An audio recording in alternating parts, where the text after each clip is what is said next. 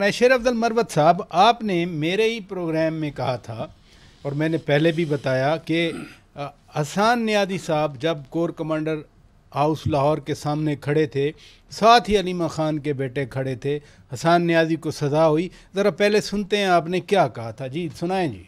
वो एस्टेब्लिशमेंट की प्रोजेक्ट है। एक तो मोहतरमा कभी आज तक गिरफ्तार हुई है, इसका बेटा हसन नियाज़ी के साथ उसी स्टेज पे था जहाँ पे शलवारें लहराई गई, बिल्कुल इसके बाएं जानिब खड़ा है, वीडियो में मौजूद है शेर शाह। हसन नियाज़ी जो है भुगत रहा है आज तक। ये हजरत किस खुशी में आजाद फिर रहा है, आज तक न उसने कहीं बेल कराई है। एस्टेब्लिशमेंट का टाउट कौन हुआ? जी शेर अफजल खान मरवत साहब, बात उस वक्त भी हमने सुनी थी, अब तो गिरफ्तारियां हो गई, अब क्या कहेंगे आप? शेर शाह तो बढ़ गया। बहुत शुक्रिया। क्यों ऐसे ही है जैसे हराज साहब फरमा रहे हैं? जिस दिन ये बयान मैंने आपके शो में दिया था, उसी दिन मोहतरमा ने मुझ पे इल्ज़ाम लगाया था जी कि जी ये एस्टेब्लिशमेंट का एजेंट है। और ये पहला बयान नहीं था, इससे पहले हमले हो रहे थे आप पे, 3-4 किए थे। तो बुग़्ज़ का जवाब मैंने बुग़्ज़ से दिया।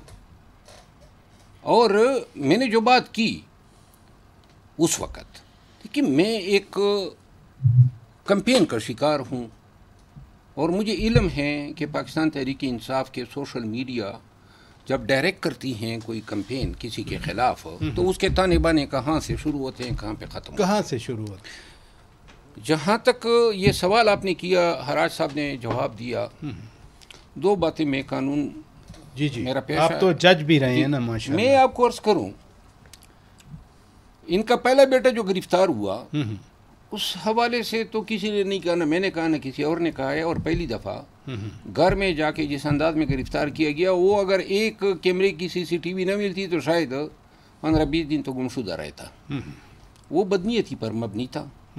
और वो उसके बाद जब शेरशाह गिरफ्तार हुआ तो बदनीयती तो आपने पहले बता दी। दूसरी बात ये है कि इसी जना उस केस में दर्जनों लोग जो नामजद हुए, जो मुलजिम बनाए गए और जिन्होंने पार्टी छोड़ दी, उनको केस से ही फारिग कर दिया।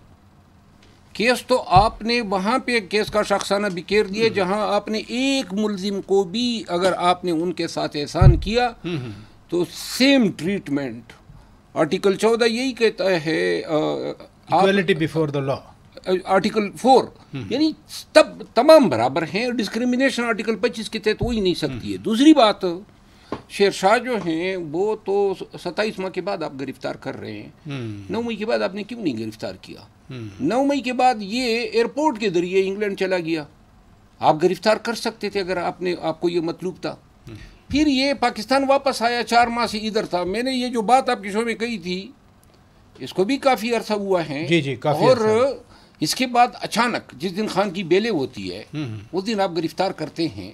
लिहाजा मैं सिर्फ इतना अपना डिफेंस में कहूँगा कि ये लोगों की गिरफ्तारियाँ, लोगों की रिहाइयाँ, ये उनकी इस्तिगासे की या रियासत की या हुकूमत की अपनी ज़रूरियात के तहत होती है। लेकिन इसमें खान साहब एक और भी तासर पाया जा रहा है कि पाकिस्तान के सियासी तनाजुर में कि जो लोग गिरफ्तार होते हैं वो लीडर भी बन जाया करते हैं। अलीमा खान साहबा खुद भी कह रही हैं कि अब मुझे भी गिरफ्तार कर लिया जाएगा। तो ये कोई है ऐसा PTI के अंदर तासर के इनकी गिरफ्तारियाँ इनको लीडर बनाने के लिए हैं?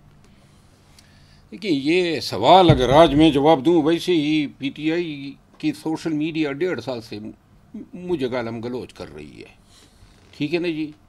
और मेरी ख़ता या मेरा कसूर ये था कि 9 मई के बाद जब ये पार्टी मर चुकी थी, इस पार्टी में जान डाली, पूरे मुल्क में इसकी कैंपेन की, इसको इलेक्शन दिन तक लाया, और जब इलेक्शन हुआ और पार्टी को मैंडेट मिला और यूँ ही ये लोग बाहर आए तो इन्होंने सबसे पहले मुझे तख्ता मश्क बनाया। आज तक खैर से एक यकसानियत हम दोनों में है कि आप दोनों PTI से निकाले गए हैं। ये भी निकाले गए हैं। वैसे मैंने अगला सवाल यही करना है। नहीं, मैं आपको बता दूं, और इनको निकाला जाना क्यों निकाला है? देखिए, आप निकाले ना, जस्टिफाई करें।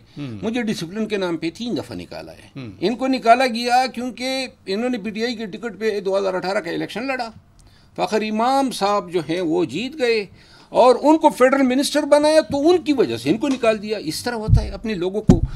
جب 9 مئی ہوا اور پی ٹی آئی کے لوگوں کو چن چن کے پکڑ کے مار کے ان سے پارٹی چھڑائی جا رہی تھی تو ایک طرف یہ ہو رہا تھا اور دوسری طرف پی ٹی آئی کی سوشل میڈیا بریگیڈ لگی ہوئی تھی. جو بھی پارٹی چھوڑتا تھا گالم گلوچ کرتی تھی. وہ کم بختوں ان کی ٹریننگ اس طرح تو نہیں ہوئی ہے اسد عمر جیسے آدمی کی کہ وہ تشدد سے سکے.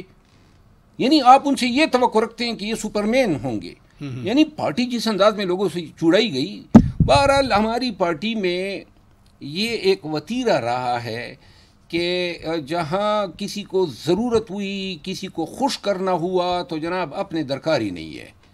اور 8 فروری کے بعد میں اس چیز کا عینی شاہد ہوں کہ جب مینڈیٹ ملا تو مینڈیٹ ملنے کے بعد تکبر جو تھا نا پارٹی میں وہ آسمان کو چھو رہا تھا. ضرورت ہی نہیں سمجھی جاتی تھی کہ پاکستان میں کوئی لیڈر کوئی عوامی رہنما جو ہیں وہ پارٹی کی ضرورت ہے.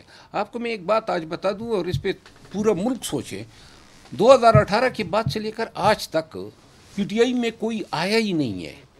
کسی نے پی ٹی آئی میں شمولیت ہی نہیں کی. ویسے بڑا آپ نے سوال اٹھایا